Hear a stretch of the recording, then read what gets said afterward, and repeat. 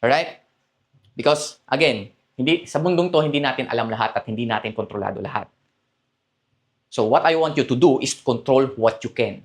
Lahat ng kaya mong kontrolin mo. And what you can control is your actions and your decisions. Yung mga bagay na hindi mo na control, yung mga ibang tao, algorithm, weather, ipagpasa Diyos mo na lang. You surrender it to the Lord. But make sure you are doing what it takes. Okay, you are doing something. Yung mga kaya mong kontrolin, like your health, your fitness, your decisions, your actions. Okay? Yun yung kontrolin mo. And then the other things, surrender it to God. Because in that way, you will worry less and act more.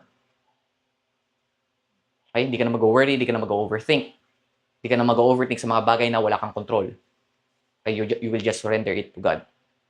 So, kung hindi ka nag-worry, hindi ka na nag-overthink, mas makakapag-take action ka. Okay?